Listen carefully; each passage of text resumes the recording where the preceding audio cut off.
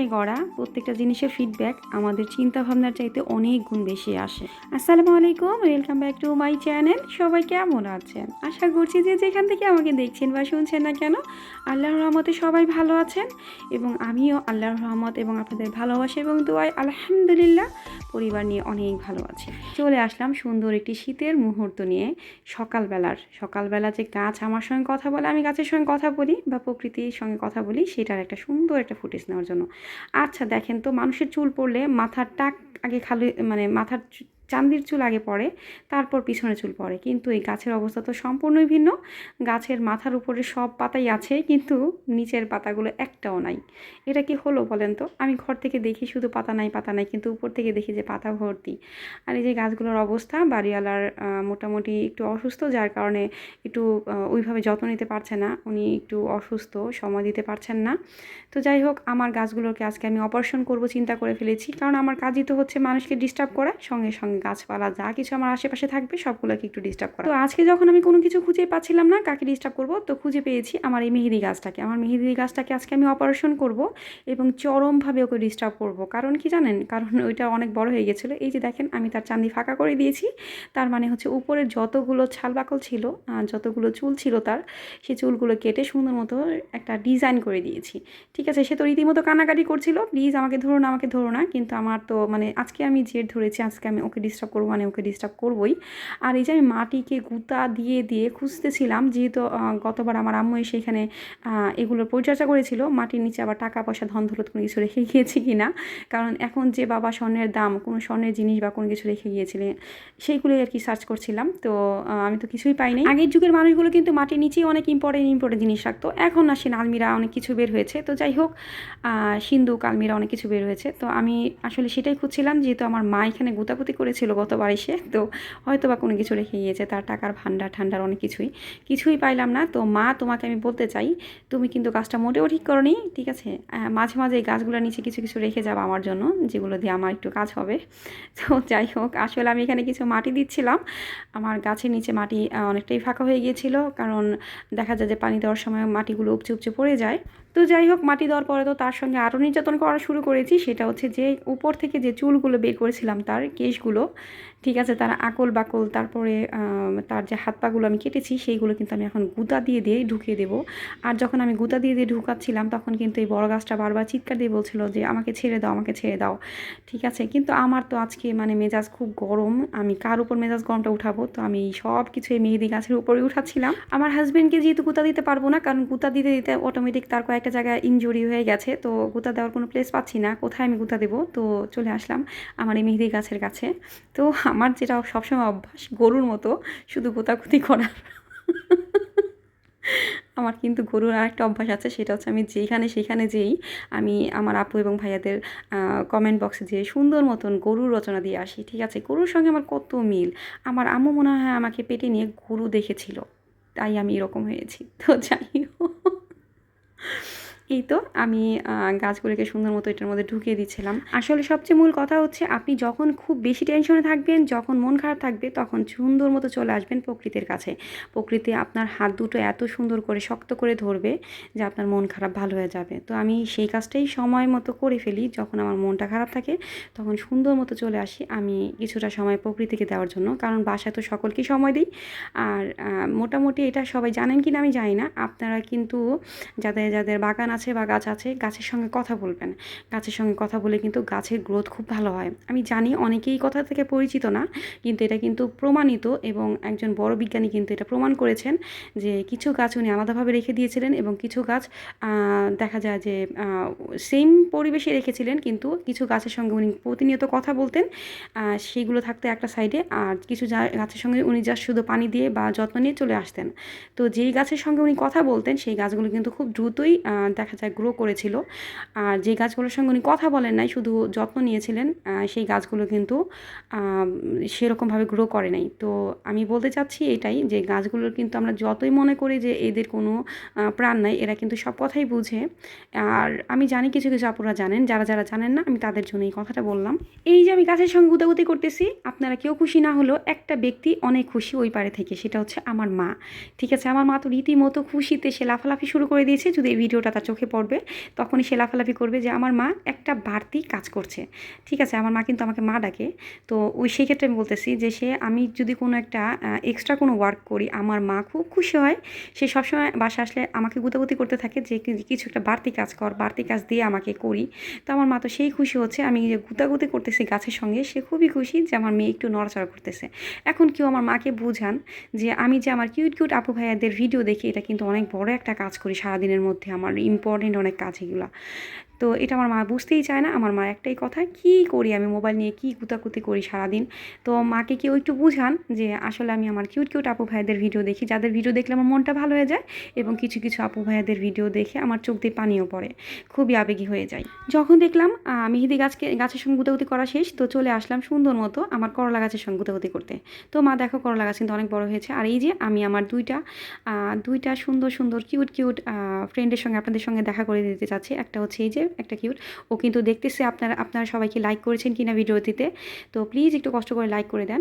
এই যে লাইক করেনি যারা তাদের উপর কিন্তু রাগ করে ফেলেছে। আর আমার এই যে দুইটা কিউট কিউট, এই যে আরেকটা আছে এখানে, তো এই কিউট কিউট ফ্রেন্ডদের সঙ্গে আপনাদের মিট করালাম। এর জন্য তো অবশ্যই একটা লাইক আমার জন্য চলে আসা উচিত। যারা এখনও লাইক করেনি প্লিজ একটু কষ্ট করে লাইক করে দিবেন, এবং যারা আমাকে সাবস্ক্রাইব করেনি, আমার নতুন বন্ধু, প্লিজ আমাকে সাবস্ক্রাইব করে পাশে থেকে যেতে পারেন, কারণ আমি বন্ধু হিসেবে আলহামদুলিল্লাহ অনেক ভালো একটা বন্ধু। আর যারা আমাকে নতুন সাবস্ক্রাইব করছেন, সাবস্ক্রাইব করার সঙ্গে সঙ্গে পাশে থাকা বেল আইকনটি ক্লিক করার পর অল অপশনটা অবশ্যই অন করে দিবেন। এতে করে আমার এই ফ্রেন্ডদের সঙ্গে আরও বেশি বেশি করে আপনারা মিট হতে পারবেন। আর এই যে দেখেন আমি একে নাড়াবেল করে দিয়েছি, নাড়াবেল করে এটা নিচে যা খালি ছিল, খালি জায়গাটা ভরপুর করে দিয়েছি। এখন দেখতে কতই না সুন্দর লাগছে। আসলে আমার প্রতিদিনই কোনো না কোনো একটা এক্সট্রা ওয়ার্ক করা পড়তো, সেলাই বা গাছের যত্ন নেওয়া, সেগুলো এখন আর করা হয় না। আমার কিউট কিউট আপু ভাইদের ভিডিও দেখতে দেখতে আমি সব ভুলে যাই। আর এই যে করলা গাছের ফুলটাকে আমি সকালে, দুপুরে এবং রাতে কেমন লাগে দেখতে, সেটাই এখন আপনাদের দেখাবো। আর এত সুন্দর একটা মানে ফুল, এই ফুলের যে গাছের ফলটা এত তিতা হয়, এটা কি মেনে নেওয়া যায়? কি সুন্দর ইয়েলো কালার ফুলের, মাঝখানে আবার অরেঞ্জ কালার একটা একটা কী বলবো, মানে এত কিউট একটা ফুল। এই ফুলের গাছের ফল নাকি এত তিতা। যাই হোক, তিতা তো আমার ভীষণ পছন্দ, আমার হাজব্যান্ড, আমার মার। এর জন্য তো আমার মা তিতা গাছটা লাগিয়ে দিয়ে গিয়েছিলেন। তো যাই হোক, এখন আমার ছেলে এসেছে 8টা বাজে, এখন সকাল 8টা বাজে। তো 8টা বাজে ও প্রত্যেকদিন নাস্তা করতে আসে। তো দেখা যায় যে প্রত্যেক দিনের ভিডিওর মধ্যে তাকে ক্যাপচার করা হয় না, কারণ কোনো না কোনো কারণে ভুলে যাই আমি। তো আজকে হচ্ছে ওকে যে নাস্তা করাই প্রত্যেক দিন, সেটাই একটু ক্যাপচার করলাম। তো মাঝে মাঝে যা থাকে তাই দিই। আজকে হচ্ছে ও বলছিল যে ডিম পোস্ট খাবে, তো আজকে বাহিরের ভাজি আনতে চেয়েছিলাম, কিন্তু ও বলতেছিল যে ডিম পোস্ট খাবে। তো ডিম পোস্ট দিয়ে আমি আবার সে ডাল দিয়ে ডিম পোস্টটাও খুব পছন্দ করে, তো সেটাই আজকে দিচ্ছিলাম। এবং আমার আপু ভাইদের আমি বলতে চাচ্ছি, আমি আপনাদের ভালোবাসা এবং আপনাদের সাপোর্টিংয়ে খুবই মুগ্ধ, মাশাআল্লাহ। এখন কিছু কিছু আপু ভাইয়েরা বলবেন যে আমি আবার কিভাবে বুঝি যে আমার আপু ভাইয়েরা আমাকে ভীষণ ভালোবাসে, সেটা হচ্ছে কমেন্টের মাধ্যমে। বিশ্বাস করেন, আপনাদের কমেন্টগুলো আমাকে এত সুন্দর করে বুস্ট করে, মাশাআল্লাহ। এক একজনের কমেন্ট পড়লে মনটা একদম ভরে যায়। আমি সত্যি সকলের কাছে অনেক অনেক ঋণী, এত সুন্দর সুন্দর করে কমেন্ট করার জন্য এবং আমার পাশে থাকার জন্য। আমি আসলে সেই যোগ্যতা বহন করি না। আপনারা আমার ভিডিও দেখেন বা আমাকে ভালোবাসেন, আমি জানি আমার অনেক অনেক আপু ভাইয়ারা আমার চেয়ে অনেক সুন্দর সুন্দর ভিডিও করেন এবং অনেক সুন্দর সুন্দর করে কথা বলেন, কিন্তু সেই তুলনায় আমি একদমই খুবই নিম্নমানের একজন মানুষ। কিন্তু তারপরও আমি একটা কথা বলবো যে আমি সকলকে অনেক বেশি ভালোবাসতে পারি, এটা হচ্ছে আমার অনেক বড় একটা গুণ। আমি আসলে আপনাদের সকলের ভিডিও ফুল ওয়াচ করে দিই, আলহামদুলিল্লাহ। আমার খুবই ভালো লাগে, ফুল ওয়াচ করি যে এটা আমার দায়িত্ব বা আমার প্রফেশন, বিষয়টা এরকম না। আমার আসলে ভিডিও দেখতে খুবই ভালো লাগে। একটা আপুর ভিডিও না দেখলে, 2 দিন 3 দিন যদি ভিডিও না দেয়, যে রেগুলার দিচ্ছে, আমার না কেমন ছটফট লাগতে থাকে যে তার কি হলো সেটা জানার জন্য। আমি কিন্তু হিউজ পরিমাণ আপু ভাইদের মেসেজ করে দিয়ে আসি যে তারা কেমন আছে। এখন যেহেতু পরীক্ষার সিজন চলছে, বাচ্চাদের পরীক্ষার কারণে অনেক মারা খুবই ব্যস্ত। তো সকলের জন্য আমার দোয়া থাকবে, আপনাদের সকল সমস্যাগুলো যাতে খুব দ্রুতই সমাধান হয়ে যায়, এবং সকল বাবুগুলো যাতে ঠিক মতো করে, সুন্দর মতো করে প্রত্যেকটা কোশ্চেনের অ্যান্সার দিয়ে আসতে পারে এবং ভালো রেজাল্ট করে। আজকে দুপুর রান্না করেছিলাম শিং মাছ দিয়ে, ফুলকপি দিয়ে, পেঁপে দিয়ে। মাশাআল্লাহ, তরকারিটা অনেক মজা হয়েছিল, কিন্তু আমি ভিডিও করতে পারিনি, এর জন্য আমি এক্সট্রিমলি সরি। আর এখানে হচ্ছে বেগুন একটু চুলায় পোড়া দিয়ে তারপরে ভর্তা করেছিলাম, সেটা পোড়া ওর বাবাই করেছে, ভর্তা ওর বাবাই করেছিল, আমি শুধু তরকারিটা রান্না করেছিলাম, কিন্তু ভিডিও করতে পারিনি। কারণ ওই যে আমার যে একটা জনাব আছে বাসায়, তো তাকে তো আমি কোনোভাবেই বোঝাতে পারি না যে আমাকে ভিডিও করতে হবে। সে আমাকে কোনোভাবে যদি দেখে ফেলে যে আমি ভিডিও করছি, তো তার একটাই কোশ্চেন থাকে, এটাও ভিডিও করতে হয়? তার একটাই ডায়লগ, তার সারাদিনে এই একটাই ডায়লগ, এটাও ভিডিও করতে হয়। তো তাকে কেউ বোঝান রে ভাই, আমি ভিডিও না করলে কথা বলবো কীভাবে আপুদের সঙ্গে, ভাইদের সঙ্গে।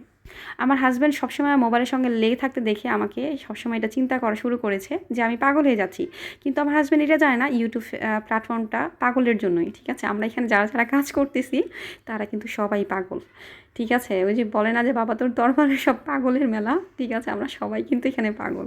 মাঝখানে আর কোনো কিছুই শেয়ার করলাম না, একদম চলে গেলাম রাতে, যখন আমার ছেলে চলে গেছিলো রাত 10টা, তখনকার পরের কিছু ভিডিও। ইলাহা ইল্লাল্লাহ লা ইলাহা ইল্লাল্লাহ লা ইলাহা ইল্লাল্লাহ নুসরাত একটু তাকাও তো। ইলাহা ইল্লাল্লাহ লা ইলাহা ইল্লাল্লাহ লা ইলাহা ইল্লাল্লাহ লা ইলাহা ইল্লাল্লাহ illallah la ilaha illallah la ilaha illallah la ilaha illallah la ilaha। আসলে আমি যখনই নুসাইবা এবং তার বাবাকে দেখি আমার কেন যেন আমার বাবার কথা মনে পড়ে যায়। প্রত্যেকটা বাবা মা সুস্থ থাকুক, ভালো থাকুক, যারা যারা মারা গিয়েছেন, যে সকল বাবা মা, তাদের জন্য অনেক অনেক দোয়া। আমি আমার বাবার সঙ্গে সবসময় এরকম সুপারগুলোর মতো লেগে থাকতাম।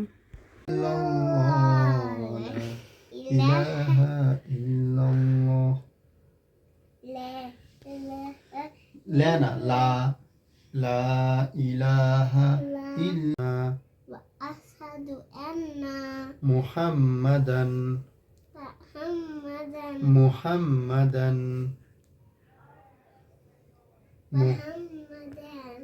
عبده ورسوله। আমি যখনই নুসাইবা এবং তার বাবাকে দেখি এরকম করে সবসময় লেগে থাকতো, তখন না আমার কেমন যে খারাপ লাগে আমি বোঝাতে পারবো না। জানি না আমার বাবা ওপারে কেমন আছেন, আল্লাহ যাতে করেন উনি ভালোই থাকেন, ওনাকে যাতে জান্নাতুল ফেরদৌস দান করেন। তো যাই হোক, সবাই আমার বাবার জন্য দোয়া করবেন। আমার বাবা 10 বছর হয় মারা গিয়েছেন। তো ওদের দুজনকে দেখলেই না আমার কেন যেন মনে পড়ে আমার আব্বুর কথা। আর আমার হাজব্যান্ডের কিছু কিছু লাইন আছে এরকম, যে লাইনগুলো আমার আব্বু বলতো, এর জন্য আরও বেশি আব্বুকে মিস করি। পৃথিবীর সকল বাবা মা ভালো থাকুক, যাদের বাবা মা মারা গিয়েছেন এবং জীবিত আছেন সকলের জন্য এই কামনা রেখে শেষ করছি। ভালো থাকবেন, সুস্থ থাকবেন। আসসালামু আলাইকুম।